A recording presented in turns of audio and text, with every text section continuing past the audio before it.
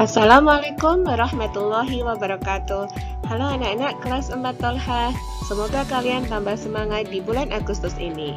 Hari ini kita akan belajar tentang tema 2, selalu berhemat energi, dan subtemanya energi alternatif.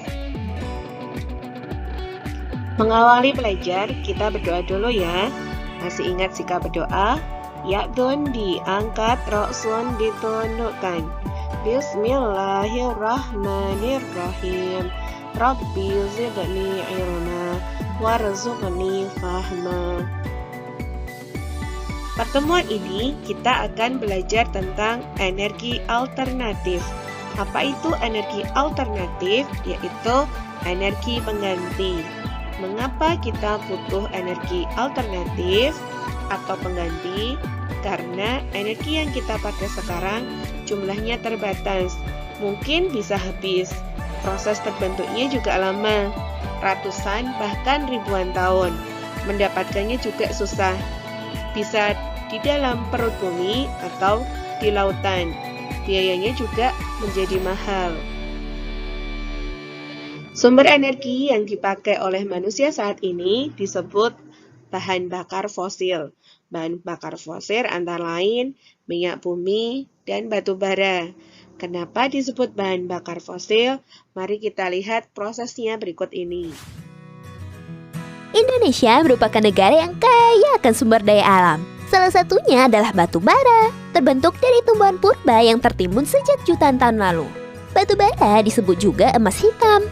Ini karena batu bara adalah benda yang berharga, friends.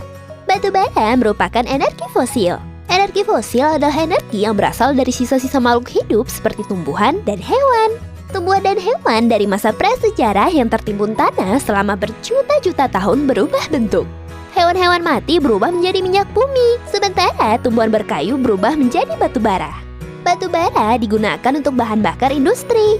Untuk mendapatkan batu bara, perlu dilakukan pengeboran dengan peralatan khusus yang super berat dan besar. Pengeboran juga harus dilakukan oleh orang-orang ahli, tidak bisa sembarang orang. Daerah Sangatta, Kalimantan Timur adalah daerah penghasil batu bara nomor 1 di Indonesia. Batu bara yang berasal dari tempat ini kualitasnya sangat bagus, karena punya warna hitam mengkilat dan padat. Batu bara dengan kualitas bagus bisa dijual dengan harga yang mahal. Sekarang ini banyak orang yang datang ke Kalimantan Timur untuk menambang batu bara. Namun sayangnya banyak penambang batu bara yang tidak bertanggung jawab. Setelah menggali tambang, mereka membiarkan lahan rusak begitu saja. Padahal mereka seharusnya menutup lahan rusak itu dan menanamnya dengan pohon. Jadi lahan bekas galian tambang itu bisa hijau seperti sebelumnya. Tidak bertanggung jawab sekali ya, friends.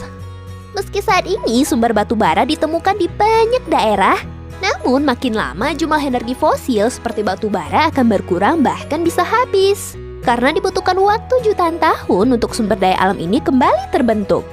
Bayangkan saja, untuk dapat berubah menjadi sumber energi diperlukan waktu berjuta-juta tahun. Kalau kita menggunakan batu bara lebih banyak dari persediaan, suatu saat nanti persediaannya akan habis dong, friends. Minyak bumi adalah benda cair yang kental, berwarna gelap, yang biasa terdapat jauh di bawah permukaan bumi. Apakah kalian tahu dari mana asal minyak bumi? Jutaan tahun yang lalu, hiduplah berbagai hewan dan tumbuhan di bumi. Ada yang hidup di darat, ada juga yang hidup di laut. Nah, sisa-sisa hewan dan tumbuhan yang sudah mati ini akhirnya mengeras dan membatu, lalu menjadi fosil dan tertimbun oleh endapan pasir, lumpur, dan zat-zat lainnya. Selama jutaan tahun, fosil-fosil ini tertekan oleh tekanan alami bumi dan terpanaskan suhu bumi. Selama tertimbun, bakteri pengurai juga ikut mengubah fosil-fosil itu sehingga menjadi senyawa hidrokarbon. Senyawa inilah yang menjadi asal-usul terbentuknya minyak bumi, gas alam, dan batu bara. Minyak bumi sering ditemukan di waduk-waduk besar di daerah batuan endapan yang memiliki pori-pori ribuan meter dalamnya di bawah tanah. Namun ada juga yang ditemukan pada kolam-kolam permukaan bumi. Negara penghasil minyak bumi terbesar adalah Rusia, Amerika Serikat, Arab Saudi, dan Iran. Untuk proses pembuatannya, minyak mentah dari bawah tanah diangkut ke tempat penyulingan untuk diolah menjadi beberapa manfaat bagi manusia. Misalnya untuk dijadikan bensin, minyak tanah, bahan bakar diesel dan pesawat jet, serta minyak pemanas. Seperti kendaraan bermotor yang sering kita pakai menggunakan bahan bakar dalam bentuk minyak bumi yang sudah diolah. Selain itu, minyak bumi juga dimanfaatkan untuk membuat bahan-bahan lain seperti plastik, lilin, pupuk, aspal, tinta, dan deterjen. Di negara kita, jumlah energi fosil seperti minyak bumi sangat berlimpah. Namun, makin lama jumlah minyak bumi akan berkurang, bahkan bisa habis. Diperkirakan minyak bumi di Indonesia akan habis dalam waktu 11 hingga 12 tahun ke depan jika tidak dibuatkan cadangan baru. Untuk mengatasinya, pemerintah kita mencari sumber daya energi lain untuk menggantikannya. Contohnya tenaga surya dan tenaga angin. Nah, kita juga bisa ikut membantu mengurangi penggunaan minyak bumi. Caranya, kurangi menggunakan kendaraan bermotor, terutama jika jarak yang ditempuh dekat. Lebih asyik lagi jika kita pergi dengan berjalan kaki atau bersepeda, kan? Seperti yang telah kamu ketahui bahwa minyak bumi, batu bara, sinar matahari merupakan sumber energi. Semuanya itu kita pakai untuk kenyamanan dan kesejahteraan hidup kita. Beberapa jenis sumber daya tadi ada yang tidak akan habis, seperti matahari, air, angin, dan panas bumi. Dan juga akan ada sumber daya yang akan habis, misalnya minyak bumi, batu bara, gas alam, dan bahan-bahan tambang. Masih ingat kan gimana caranya mendapatkan minyak bumi?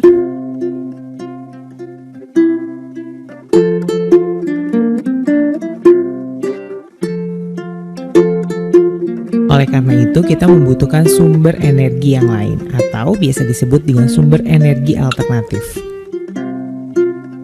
Beberapa sumber energi alternatif itu bisa diperoleh dari matahari, air, angin, dan panas bumi, termasuk ke dalam energi yang dapat diperbarui atau yang tidak akan habis. Minyak bumi, gas alam, dan batu bara termasuk ke dalam energi yang tidak dapat diperbarui atau akan habis. Yuk kita lihat gimana sumber energi alternatif tadi dapat membantu dalam keseharian kita. Matahari. Matahari merupakan sumber energi terbesar bagi bumi.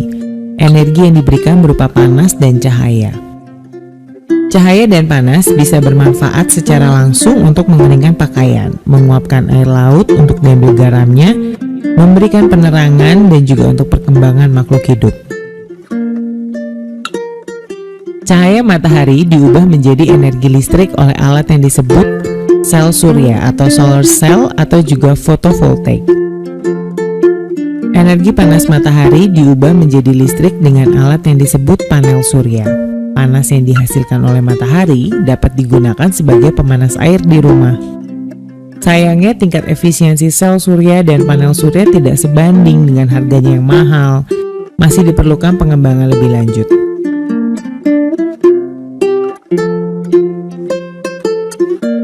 Angin. Tenaga angin sudah dimanfaatkan orang sejak dahulu. Kapal layar bisa berkeliling dunia hanya menggunakan energi angin.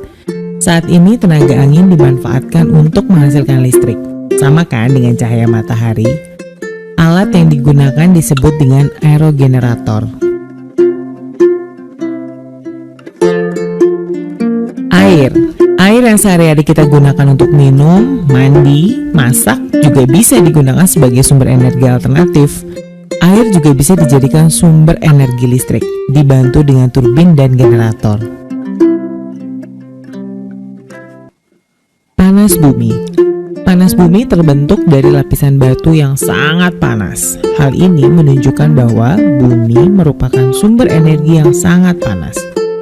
Di beberapa tempat, sumber energi panas ini cukup dekat ke permukaan, sehingga bisa dimanfaatkan. Proses kerjanya adalah airnya dimasukkan ke dalam tanah hingga menyentuh lapisan batuan yang panas. Air yang mendidih tadi akan menghasilkan uap yang akan digunakan untuk menggerakkan turbin. Turbin kemudian memutar generator sehingga menghasilkan listrik. Uap air panas ini disebut geyser. Sumber energi alternatif lainnya. Biodiesel adalah bahan bakar pengganti solar. Berbeda dari solar yang diperoleh dari minyak bumi, biodiesel diperoleh dari tumbuh-tumbuhan. Di antaranya adalah kelapa, kedelai, sawit, jarak, dan bunga matahari. Biogas adalah bahan bakar pengganti gas untuk keperluan rumah tangga. Biogas berperan sebagai pengganti minyak tanah yang didapat dari minyak bumi. Biogas berasal dari kotoran hewan serta limbah pertanian. Nah, gimana peran kita di luar rumah dalam menghemat energi? Kita bisa gunakan kendaraan umum seperti bus, kereta, atau naik mobil bersama-sama seperti mobil jemputan untuk bepergian. Selain menghemat bahan bakar, juga mengurangi polusi udara. Apabila jarak yang ingin kita tempuh dekat, sebaiknya berjalan kaki atau menggunakan sepeda. Selain mengurangi penggunaan bahan bakar, mengurangi polusi udara, tapi juga menyehatkan. Matikan lampu di ruangan kelas atau kamar yang mendapatkan cukup cahaya matahari.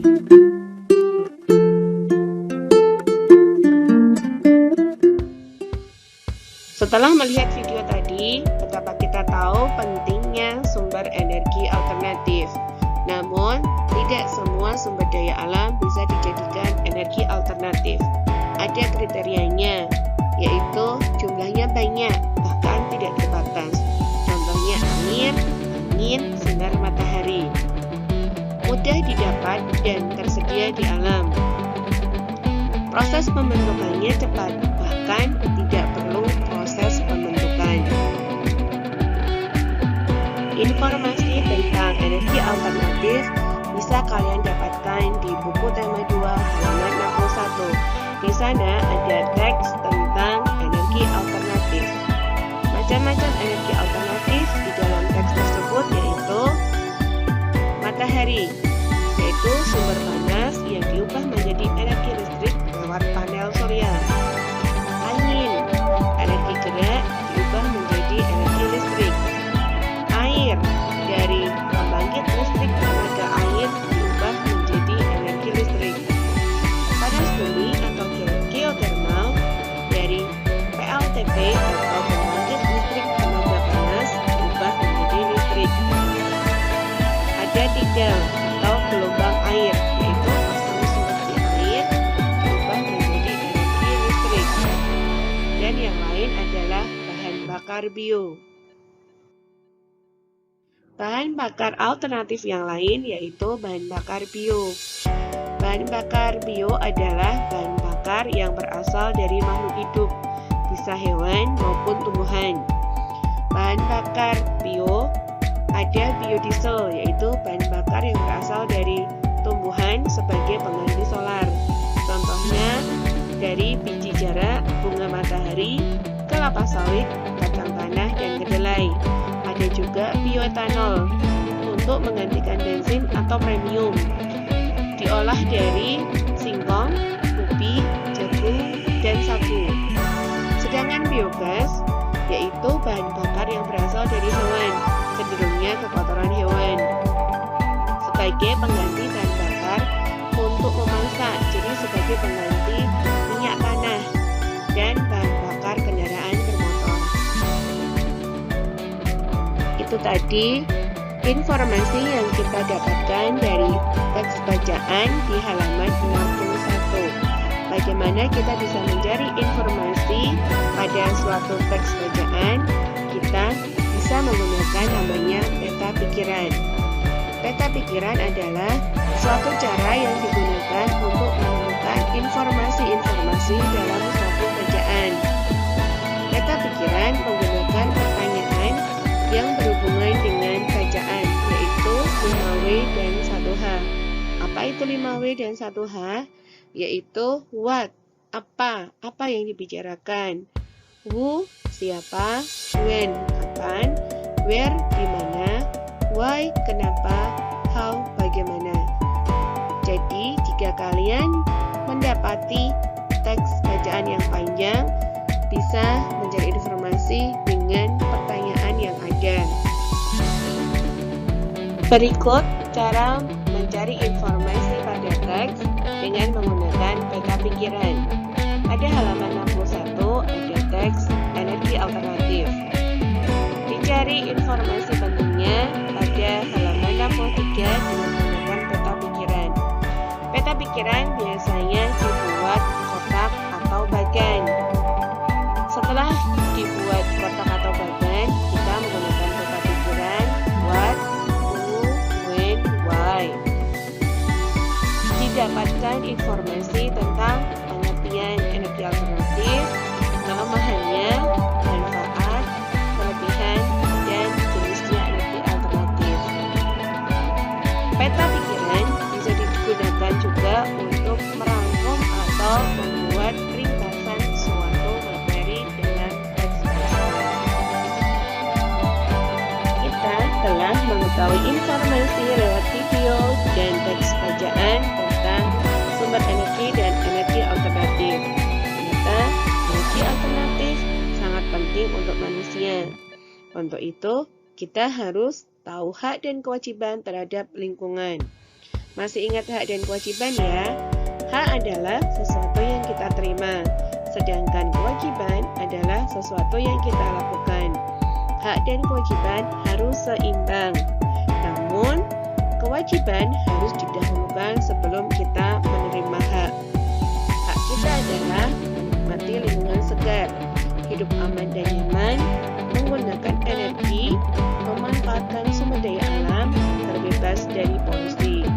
Sedangkan kewajiban kita adalah membersihkan lingkungan dari sampah, menjaga hutan agar tidak gundul, menjaga sungai agar tidak tercemar oleh sampah, mengurangi polusi udara, menerapkan perilaku hemat energi. Ternyata menjaga lingkungan tetap bersih dan melestarikan lingkungan merupakan kewajiban kita dan menjaga agar sumber daya alam dapat ada. Masya Allah, ternyata penting bagi kita untuk berhemat dan menggunakan energi demi kebaikan bersama. Karena energi ada batasnya. Dan kita juga tidak boleh melakukan sesuatu dengan berlebih-lebihan. Seperti firman Allah pada surat Al-A'raf ayat 31. Bismillahirrahmanirrahim. Ya bani Adam khudhu zinatakum inda kulli masjidin wa kulu washrabu wa la tusrifu innahu la yuhibbul musrifin. Hai anak Adam, pakailah pakaianmu yang indah di setiap memasuki masjid. Makan dan minumlah dan janganlah berlebih-lebihan. Sesungguhnya Allah tidak menyukai orang yang berlebih-lebihan. Di ayat ini Allah memperingatkan kita tidak boleh berlebihan. Karena yang berlebihan itu tidak baik untuk kita. Terima kasih sudah menyimak pembelajaran hari ini. Jangan lupa buku tema 2 dibaca lagi ya. Wassalamualaikum warahmatullahi wabarakatuh.